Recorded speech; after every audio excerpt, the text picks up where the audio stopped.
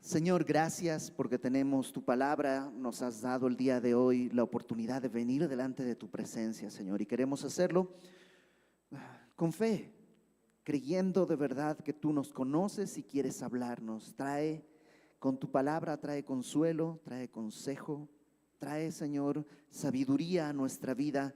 Enséñanos a caminar en tu voluntad, a tener temor de tu nombre, y glorifícate transformándonos, Señor. En el nombre de Jesús, amén. Hebreos capítulo 10. Esta carta, como lo hemos dicho cada semana desde hace ya algunos meses, es una exhortación para permanecer en la fe que nos ha sido dada.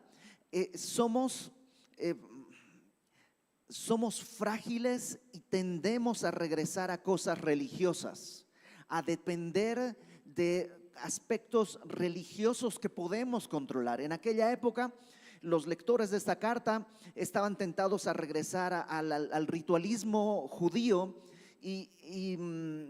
porque es controlable. O sea, yo puedo celebrar el Shabbat, yo puedo llevar mi sacrificio al templo, todo eso es controlable. Pero la fe en Cristo es mucho más profunda que eso. Y nosotros también podemos aferrarnos a cosas religiosas. Yo ya leí mi Biblia, yo ya oré, yo ya fui a la iglesia. Cosas que no son malas, pero si depende mi fe de eso, entonces no estoy dependiendo de Cristo.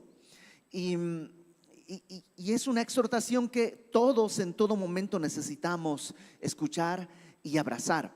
Ahora, los capítulos pasados ha estado el escritor de esta carta explicándonos cómo Jesús, no el cristianismo, sino Jesús es superior como profeta, es superior a los ángeles, es superior a Moisés, es superior como reposo, ¿no? Más que el día de reposo, Cristo es superior como reposo. Es superior como sacrificio, es superior como sacerdote, tiene un santuario mucho mayor que está en el cielo, mayor que el santuario que había acá, que era maravilloso, pero es mayor el santuario de Cristo. Y la semana pasada hablamos de esta nueva libertad a la que Dios nos está llamando a través de Cristo. Ahora, otro de los problemas que podemos tener es este apego a la teología. Permítame decirlo así.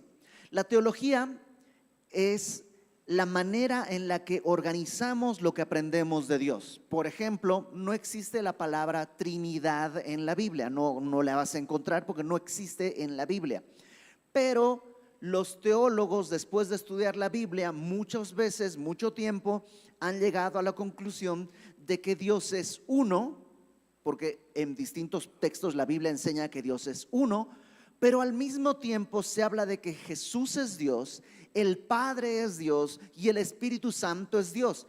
¿Cómo entonces organizamos eso? Nos inventamos la palabra Trinidad, es decir, que Dios es tres, pero al mismo tiempo es uno, o algunos le llaman la triunidad. Entonces la teología es útil, por supuesto. Hay muchas cosas que no son fáciles de entender porque la teología lo ha ordenado para que no tengamos que pasar 500 años estudiando la Biblia, sino pues nada más te lo explican y ya. Entonces la teología es buena, pero es tramposa, porque podríamos apegarnos a la teología y no vivir las cosas. Por ejemplo, podríamos pensar, claro, Jesucristo es superior a los ángeles, Jesucristo es superior a Moisés, Jesucristo es superior como reposo, Jesucristo es un sacrificio superior, Jesucristo es un sacerdote superior, y nuestra vida queda exactamente igual. Pero ya sé todo lo otro y sé más que cualquier persona probablemente, pero esa es teología. Y por eso el escritor de esta carta, después de hablar cosas que son teológicamente muy profundas, mete exhortaciones. Bueno, hoy nos toca una exhortación bonita, fácil. La próxima semana otra vez hay que orar que venga el rapto, que la próxima semana ya estemos con el Señor, porque la próxima semana se pone color de hormiga. Pero hoy nos toca una exhortación fácil. Y vamos a comenzar Hebreos capítulo 10, versículo 19, que es donde nos toca comenzar. Después de haber dicho que tenemos un pacto especial donde encontramos esta remisión de los pecados y por tanto tenemos libertad y ya no es necesario más ofrenda por los pecados. Dice Hebreos 10:19, así que, y esa frase tú sabes que es como una conclusión, ¿no? Por todo lo anterior, ¿no? Así que, verso 19, hermanos, nos va a decir dos cosas que tenemos. Número uno, teniendo libertad para entrar en el lugar santísimo por la sangre de Jesucristo. Tenemos libertad. ¿Para qué? Dice, para entrar en el lugar santísimo. Ojo con esto. ¿Quién es el que puede entrar al lugar santísimo? El sumo sacerdote. El sumo sacerdote es el único que puede entrar al lugar santísimo. ¿Te acuerdas esto? El templo y el tabernáculo estaba dividido en dos secciones. Una parte que se llamaba el lugar santo, donde los sacerdotes y los levitas entraban cada semana a hacer su trabajo. Pero el lugar santísimo, donde estaba el arca de Dios, donde estaba la presencia de Dios, solo podía entrar el sumo sacerdote una vez al año, rodeado de incienso y rodeado de la sangre para presentar una ofrenda. No era para cualquiera, no era en cualquier momento, era bajo ciertas circunstancias. Pero ahora, gracias al sacrificio de Cristo, tú y yo tenemos entrada libre. Hemos sido hechos, dice Pedro, reyes y sacerdotes. Por eso tenemos entrada al lugar santísimo. Dice, teniendo libertad para entrar en el lugar santísimo por la sangre, a través de la sangre, a través del sacrificio que Cristo hizo por nosotros. Porque te acuerdas que vimos hace un par de semanas que el pecado demanda la muerte. Cuando dice que Jesús puso su sangre, no es que el valor está en la sangre literal, sino en su muerte a favor de nosotros. Pagó. Si el pecado se paga con muerte, Cristo al morir está pagando por nuestro pecado. Por tanto, a través de ese sacrificio tenemos libertad para entrar al lugar santísimo. Verso 20, por el camino nuevo y vivo que Él nos abrió a través del velo, esto es, de su carne. Aquí hay un par de cosas interesantes. Número uno, dice, por el camino nuevo, y la palabra nuevo es una buena traducción, pero queda medio incompleta, porque en el griego original, la palabra que se usa aquí literalmente quiere decir recién degollado. Por el camino recién degollado, en el sentido de un cordero que ha sido sacrificado recién, ¿no? ¿Qué es lo que nos acaba de explicar? Jesús, a través de su muerte, abrió este camino nuevo. Pero ojo, aunque Él presentó su vida, dice que es un camino nuevo, recién degollado, pero vivo. O sea, Jesús murió, pero está vivo. Es decir, sí es un sacrificio recién degollado, pero no quedó muerto, sino que es un camino vivo. No es llamémosle un camino sin salida, un camino cerrado, sino es un camino vivo que Él nos abrió a través del velo, esto es de su carne. Lo que está haciendo el escritor de esta carta es, ¿te acuerdas que entre el lugar santo y el lugar santísimo había un velo? Cuando decimos un velo, no pienses como de novia, ¿no? El velo de novia es como de tul, transparente. No, esto era como más bien como una especie de cortina, o más bien como si tú lo pudieras poner de alguna manera, diríamos como una alfombra. O sea, eran telas gruesas, pesadas, altas. No recuerdo el dato, pero alguna vez leí que se requerían muchas personas para montar ese velo, porque era muy pesado. Consistía de distintas capas para poder formar este velo, porque este velo representaba que no hay acceso al lugar santísimo, que solo el sumo sacerdote, envuelto en el incienso, después de haber presentado un sacrificio, podía entrar. Estaba ese velo como una especie de puerta cerrada, porque además no tiene cómo se abra. O sea, un velo es una cortina, no hay manera de abrir, no es una sola tela. ¿Qué pasó con el velo del templo cuando Cristo fue crucificado? ¿Tú te acuerdas? El velo del templo se rasgó y no se rasgó nomás, se rasgó de arriba a abajo. Es decir, no es como que nosotros desde abajo hubiéramos hecho así, ¡crack!, y ya se abrió. Para empezar, no podríamos, no hay fuerza humana para eso. Se abrió de arriba a abajo, mostrando que fue Dios quien está abriendo el velo, y ahora el camino está expedito, está libre para que podamos entrar. Y esto dice a través de su carne, porque Él en su carne, en su cuerpo, llevó el peso de nuestros pecados. Entonces déjame volver a leerlo. Dice: así que, hermanos, teniendo libertad para entrar en el lugar santísimo por la sangre de Jesucristo, por el camino nuevo y vivo que Él nos abrió a través del velo, esto es, de su carne. Esto es lo primero que tenemos.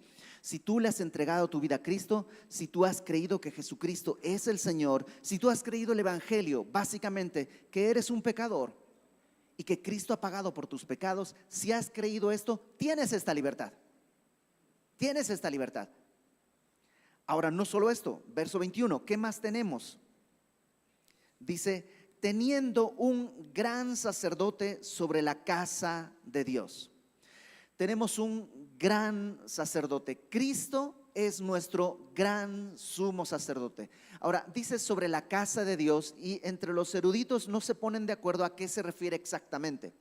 Por un lado, podría ser referencia al templo. ¿Te acuerdas que en los capítulos pasados hemos visto que el templo y el tabernáculo que había en la tierra era como una maqueta del verdadero templo que está en el cielo? Y que Jesús es un sacerdote no del tabernáculo terrenal de aquí de la tierra, sino del verdadero que está en el cielo. Bueno, Él es el sumo sacerdote del cielo. O sea, no solo tenemos acceso al lugar santísimo de aquí, porque ya no hay templo, sino al lugar santísimo del cielo, al verdadero, a la presencia de Dios tenemos acceso. ¿Por qué? Porque dice que tenemos un gran sumo sacerdote. ¿Esa explicación es correcta? Yo creo que sí, pero también hay otra que también es bíblica, porque en la Biblia la iglesia también se llama casa de Dios. Pablo le dice a Timoteo: estas cosas te escribo para que sepas cómo debes conducirte en la casa de Dios, que es la iglesia del Dios viviente, columna y baluarte de la verdad. Entonces, cuando decimos que Cristo es el sumo sacerdote sobre la casa de Dios, también no solo es que es sumo sacerdote del templo del cielo, sino es nuestro sumo sacerdote. Les digo una cosa, es un gran privilegio ser pastor de esta iglesia. En verdad es un gran privilegio ser pastor de esta iglesia. Es una iglesia hermosa en todos los sentidos, pero no se compara con el privilegio de ser iglesia del pastor sumo sacerdote Jesucristo. Ese es el privilegio más grande al que Dios nos ha llamado. Es lo más grande a lo que podríamos nosotros desear. Entonces tenemos esas dos cosas: libertad para entrar, y no es que te va a esperar un extraño, te va a esperar un gran sumo sacerdote que ha pagado por tus pecados para que entres hasta la presencia de Dios. Entonces, teniendo estas dos cosas, ahora se va a poner muy práctico. Teniendo estas dos cosas, nos va a pedir que hagamos tres cosas. Teniendo libertad y teniendo un gran sumo sacerdote, hay tres cosas que tenemos que hacer. La primera está ahí en el verso 22. Acerquémonos. Si ya tienes la libertad y tienes acceso, acércate. ¿Nunca te ha pasado que te da cosa entrar a algún lugar? Así, híjole, es que no sé, como que me da cosa. Pero tienes libertad. Tienes libertad, es tu casa, es la casa de Dios. Por ejemplo, cuando estás en tu casa no tienes que pedir permiso para ir al baño, nomás vas. Pero cuando estás en casa ajena, normalmente preguntas: oye, ¿puedo pasar a tu? Es más, ya ni siquiera dices al baño, ¿puedo pasar al sanitario? Como para que suene más elegante y todo. Pero esta es tu casa. Entonces, acércate. Ahora, acércate te va a decir dos maneras las que tenemos que acercarnos. Dice: acerquémonos, número 1, con corazón sincero. ¿Qué quiere decir con corazón sincero? Sin trampas, sin poses. No necesitas venir, Señor, vengo. ¿Nunca has caído en la trampa de cómo te dicen, ¿cómo estás en la iglesia? ¿Cómo has estado? ¿Cómo has estado? En victoria, hermano, en victoria. Pero en realidad estás en el piso. Te sientes mal, te duele la vida, te duele el corazón, pero ni modo, que suena feo. O sea, ¿cómo un cristiano va a estar derrotado? Entonces dices, en victoria. Eso, ¿sabes qué? No es corazón sincero. Y está bien entre nosotros, ya Dios trabajará lo que tenga que trabajar, pero al Señor no le tenemos que decir mentiras. Dios sabe que tienes problemas en tu matrimonio, Dios sabe que tienes problemas con tus hijos, Dios sabe que tienes problemas con tu carácter, Dios sabe que tienes problemas con tus propios deseos, con tus propias pasiones. Acércate con corazón sincero. No pongas poses, no pretendas ser lo que no eres. Acércate, pero con corazón sincero. Y eso implica esta segunda cosa: en plena certidumbre de fe. ¿Qué quiere decir eso? Confiando completamente en lo que has creído. ¿Qué has creído? ¿Has creído que Jesús dice, el que viene a mí no le echo fuera? Ok, entonces puedes acercarte confiadamente. ¿Has creído que Jesús dice, vengan a mí los que están cansados y cargados, yo les haré descansar? Entonces puedes acercarte en plena certidumbre de fe. ¿En qué momento Jesús dice, ok, 18 años, cartilla liberada, 25 horas de oración los últimos 3 días? ¿Y cuándo Jesús puso condiciones? Pero a veces nosotros creemos que hay esas condiciones, y es que no hemos creído, no tenemos plena certidumbre en la fe que Dios revela en su palabra. ¿Qué dice Dios en la Biblia? Plena certidumbre de fe. Te digo una cosa, si no tienes una plena certidumbre en lo que crees, no vas a acercarte con corazón sincero. Y si no tienes corazón sincero, no te vas a querer acercar. Acércate con corazón sincero, en plena certidumbre de fe. Y luego dice, purificados los corazones de mala conciencia y lavados los cuerpos con agua pura. Esta es una parte muy difícil de entender a qué se refiere, pero yo creo que la manera sencilla de entenderlo es lo interno y lo externo, ¿no? Un sacerdote, para acercarse al lugar santísimo, tenía que purificarse con un sacrificio, tenía que purificar sus pecados, ¿no? Presentaba su sacrificio y luego tenía que lavarse. Había un lugar, una cosa que se llamaba el mar de bronce, donde había agua, y se tenía que lavar, no solo lavar con agua y jabón higiénicamente, sino era un lavado ritual. Y eran lavados especiales, eran lavados que tenía que escurrir el agua de aquí para acá, luego de aquí para allá. Eso era todo un ritual, no era nomás higiene. Entonces tenía que acercarse con un sacrificio, limpiado su corazón, y con un lavamiento externo. Y yo creo que está diciendo eso: acércate así como un sacerdote, pero lavados, purificados los corazones, es algo que Cristo ya hizo. En este capítulo, en el capítulo 10, dice, voy a leerlo desde el versículo 1. La ley, teniendo la sombra de los bienes venideros, no la imagen misma de las cosas, nunca puede, por los mismos sacrificios que se ofrecen continuamente cada año, hacer perfectos a los que se acercan.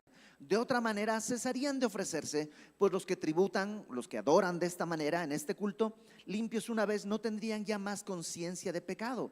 Entonces no es un acto religioso, porque los actos religiosos no pueden. ¿Qué es lo que sí puede limpiarte? ¿Te acuerdas? Cristo.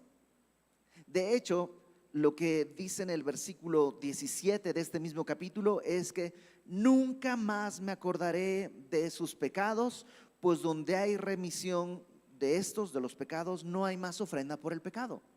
Entonces, purificado tu corazón, lavado tu cuerpo, básicamente está diciendo, a través del sacrificio de Cristo, tiene que haber algo interno y algo externo.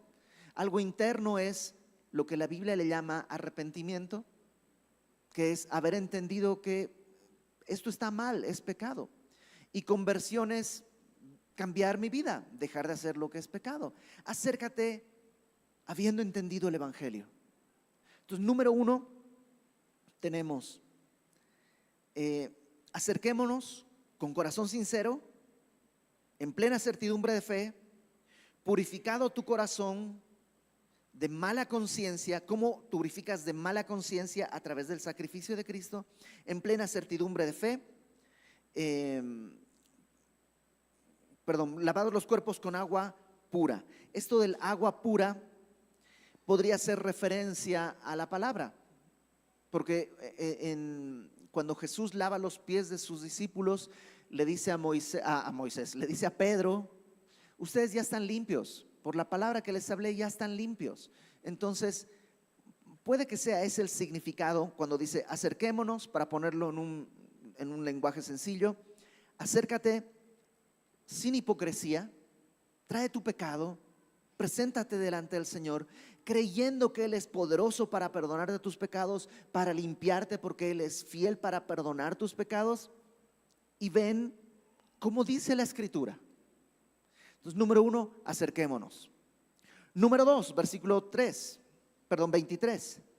Mantengamos, ¿qué cosa? Esto habla de permanecer firme. Mantengamos firme, sin fluctuar, la profesión de nuestra esperanza, porque fiel es el que prometió. Mantengamos firme, sin vacilar, sin fluctuar, la profesión de nuestra esperanza. La palabra profesión es confesar, ¿no? Todos creo que hemos atravesado un momento, y si no lo has atravesado, lo vas a atravesar, un momento en el que dudas de tu propia salvación. Un momento en el que digas: yo no sé si soy salvo. Ya a estas alturas creo que ni salvo soy. Si no has llegado a ese momento, vas a llegar en algún momento. Aún ahí, lo que tú tienes que pensar es: ok, tal vez no soy ni siquiera salvo, pero tengo esperanza. Porque nuestra esperanza no debe fluctuar. ¿Por qué? Porque no depende de nosotros. Dice, sin fluctuar, la profesión de nuestra esperanza, porque fiel es el que prometió. No porque fiel eres tú. Pablo le dice a Timoteo: si nosotros fuéramos infieles, Él permanece fiel. Él no puede negarse a sí mismo. Entonces, por un lado, acerquémonos. Eso habla de presentarme delante de Él. Pero por otro lado, habla de permanecer firme, sin fluctuar, la profesión de mi esperanza. Y esto de profesar mi esperanza habla de hablar qué es lo que crees. Pedro, en Primera de Pedro capítulo 3, si me acompañas a Primera de Pedro, está un poquito adelante de la carta donde estamos. Primera de Pedro capítulo 3, versículo 15. Primera de Pedro 3:15 dice: sino santificad a Dios el Señor en vuestros corazones. Esto es, purifica tu corazón con agua pura, todo esto, ¿no?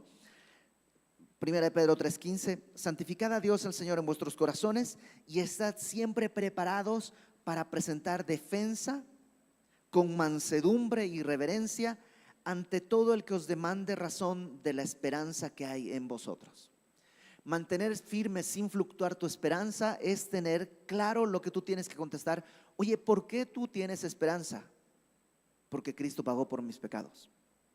¿Y cómo comienza eso? Según 1 de Pedro 3:15, santificando a Dios en tu corazón. Entonces, te digo que se pone práctico acá el autor de Hebreos. Número uno, acércate. ¿Cuándo? Siempre. Acércate con libertad. Acércate. Número dos, mantén firme la profesión de tu esperanza. No tienes que mantener firme tu salvación, eso depende de Él. Mantén firme la profesión de tu esperanza, porque fiel es el que lo prometió. Y número tres dice: considerémonos. Y considerarnos es eso, considerarnos unos a otros. Considerarnos unos a otros, ¿para qué? Para estimularnos al amor y a las buenas obras. A veces nos consideramos para chismear. ¿Ya viste cómo vino vestida? ¿Ya viste cómo vino vestido? ¿Ya viste quién vino? ¿Ya viste quién no vino? Y nos consideramos nomás para como decían, ¿no? Este grupo es unido, sí, pero unido de serpientes, ¿no? Dice, considérense unos a otros para estimularse al amor y a las buenas obras, para animarse. Nunca sé lo que tengo que hacer, pero o me da flojera o me da miedo o tengo temor, no sé, y alguien viene y te anima a perseverar. Habla con tu esposa, pídele perdón. Habla con tu esposo, pídele perdón. Acércate con tu papá. O sea, ¿nunca has tenido esa experiencia que alguien te anima a hacer lo bueno? ¿Te anima a extenderte en amor? Nos necesitamos. La iglesia es un don de Dios porque nos necesitamos. Desde que Jesús comienza a enseñarles a orar a los discípulos, les dice, van a orar así, Padre nuestro. Pudo haber dicho, vas a orar así, Padre mío. No es mentira, es mi Padre. Pero eso me enfoca en mí. Y lo que él dice es, piensa que son hermanos, Padre nuestro que estás en el cielo. Entonces dice, considérense unos a otros para estimularse al amor y a las buenas obras, no dejando de congregarnos como algunos tienen por costumbre. Ahora,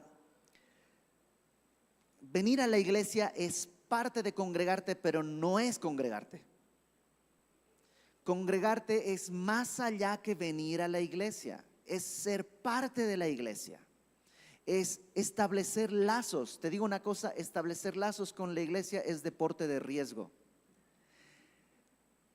Yo diría 10 de cada 10, sí, un 100% de las probabilidades, alguno de tus hermanos te va a lastimar, te va a decepcionar, te va a herir y va a ser muy doloroso, 100%. Te lo garantizo. Y no es a propósito, pero va a suceder. Por eso es un deporte de riesgo. Va a suceder. Aún así, dice, no dejes de congregarte como algunos tienen por costumbre. Ahora, ojo, una cosa es por costumbre y otra cosa es por necesidad. ¿Se acuerdan de pandemia? ¿Se acuerdan que no podíamos reunirnos? Hubo distintas ordenanzas municipales que nos impidieron reunirnos, pero no fue por costumbre, era por temas de salud, era por temas, muchas razones, hasta políticas si tú quieres, pero entonces no venir a reunirnos no era una decisión de costumbre, era una decisión necesaria en ese momento. Ahora, ya han pasado 4 años desde pandemia, si ustedes no porque están acá, ¿no? Pero si alguien todavía no se reúne, no, es que qué tal que hay virus, ya pasaron 4 años, ya eso ya es costumbre. Vas a trabajar, vas al súper, vas a todas partes, pero a la iglesia no, porque hay virus, por lo menos son santos los virus que hay acá, ¿ok? Entonces, una cosa es que sea costumbre y otra cosa es que sea una necesidad. Yo conozco gente que ha estado congregándose a través de internet, congregándose con comillas, porque ha estado con problemas de salud, por distintos factores. Y creo que ha sido una bendición, una etapa, pero que no se te haga costumbre. Porque por internet nunca nos vamos a pelear. O sea, por internet si yo digo algo que te ofende, nomás le cambias de canal y ya. En cambio aquí nos tenemos que ver cada semana. Y tienes que aprender a perdonarme y tengo que aprender a perdonarte. Y eso es algo importante. Congregarnos también tiene que ver con mi deseo. Híjole, bueno, ok, pues se los voy a decir así, ¿va? A veces pensamos en la iglesia como en un lugar de servicio. ¿En qué sentido? ¿Por qué vas a esta cafetería y no a esta otra? Pues porque 1, me gusta el café, más aquí. 2, me tratan mejor. 3, tienen aire acondicionado. 4, tienen internet gratis. 5, cada 5 tazas te regalan una gratis. O sea, ¿y en quién está enfocado todo? En mí. En qué tan bien me hacen sentir y por eso estoy acá. No, ya no voy porque la verdad ya la última vez que fui el café ya estaba quemado. Y además ya no me ponen mi nombre, entonces ya me hacen sentir como que antes me sentía especial, ya no. Entonces como que ya no me tratan bien, me busco otra cafetería. Y a veces pensamos en la iglesia como un lugar de servicios así. Y yo he platicado con gente que me dice, ¿y tienen grupo de jóvenes? Pues sí. ¿Y cuántas veces se reúnen?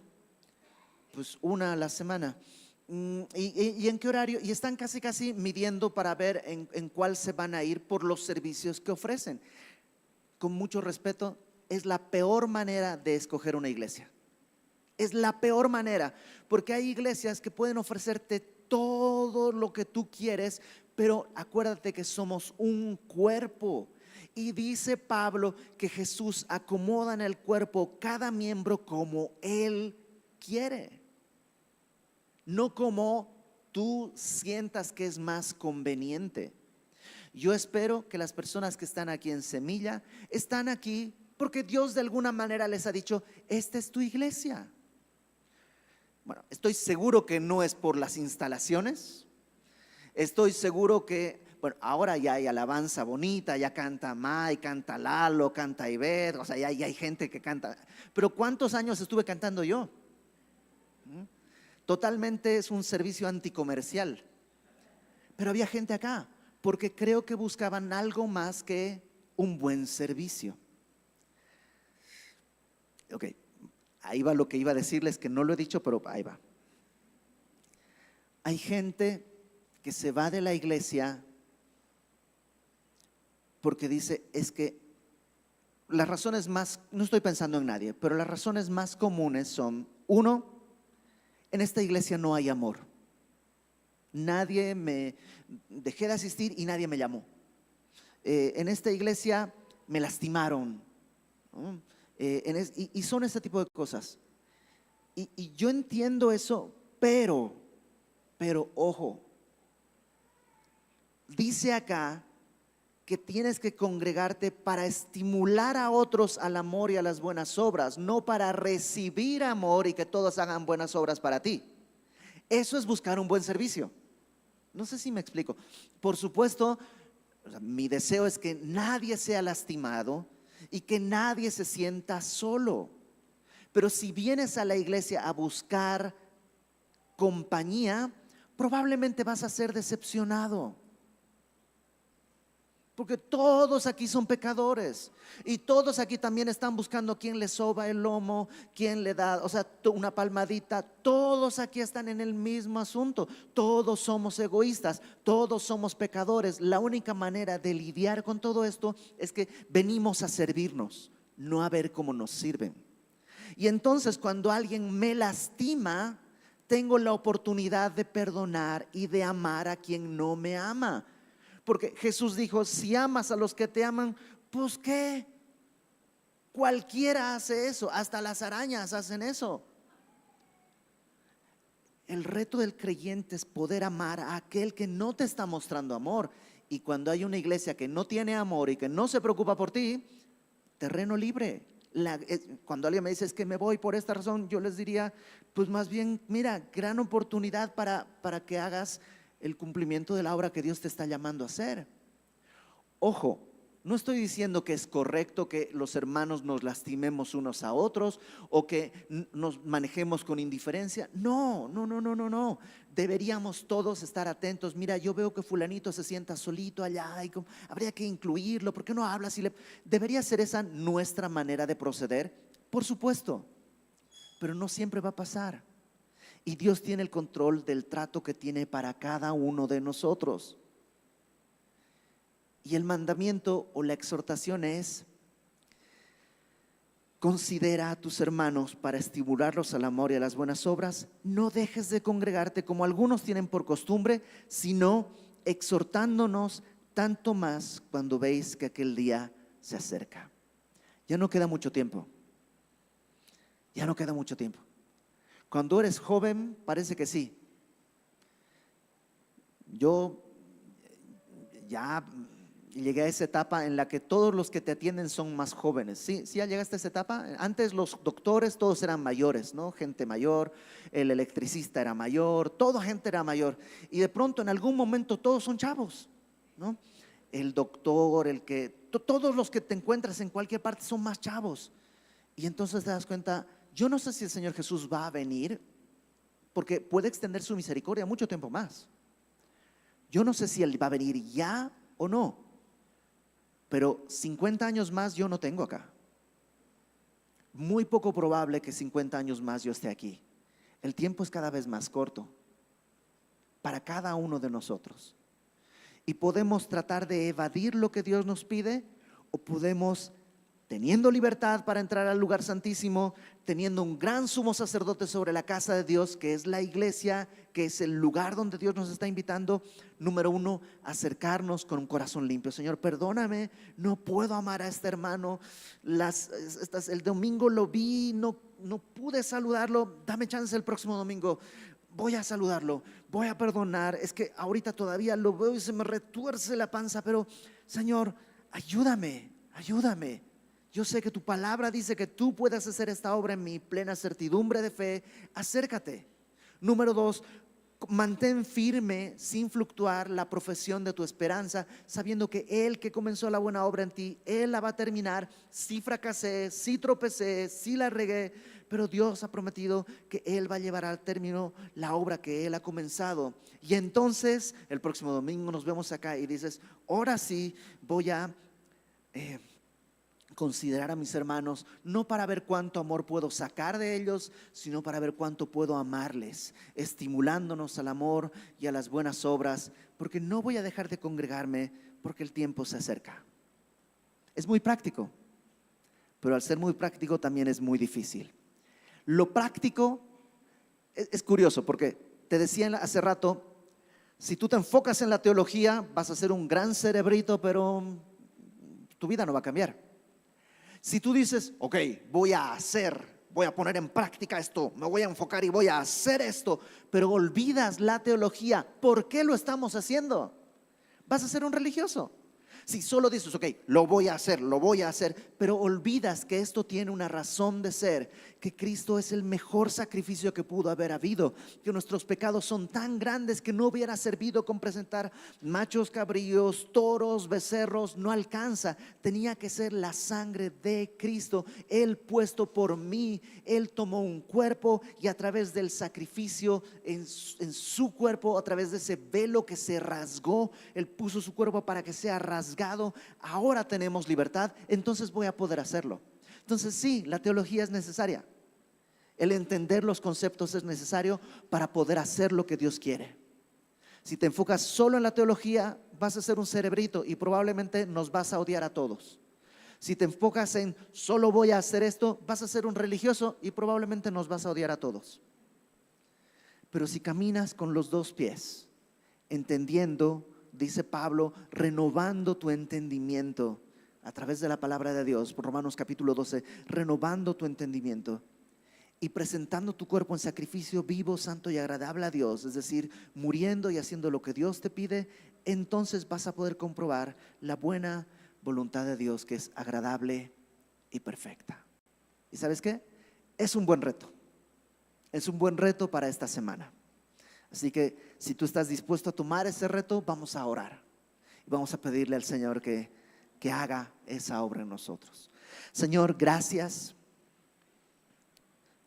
por hacerlo tan sencillo, Señor. Tú hiciste la obra, tú presentaste tu sacrificio por nosotros, tú llevaste en tu propio cuerpo nuestros pecados para darnos ahora esta libertad. Ayúdanos a entender estas cosas. Y habiendo entendido y habiendo sido renovado nuestro entendimiento, ayúdanos a ejercer esta libertad, acercándonos a ti, manteniendo firme sin fluctuar nuestra esperanza, porque tú eres fiel. Y ayúdanos a considerarnos como hermanos unos a otros, para estimularnos al amor, a las buenas obras, no para criticarnos, no para demandar cosas de otros, sino para amarnos, para con nuestro amor y nuestro perdón poder ganar a aquel que nos lastimó y que tal vez no nos quiere, y que con el bien podamos derrotar al mal, no pagando mal por mal, porque sabemos que aquel día se acerca. Nos queda poco tiempo para poder adorarte de esta manera. antes de que tú vengas o nosotros seamos llevados a tu presencia. Gracias, Señor, porque pones este reto delante de nosotros. Ayúdanos a tomarlo, a abrazarlo, y que esta semana sea una semana en la que podamos, ahora sí, en victoria, delante de ti vivir para agradarte. En el nombre de Jesús, amén.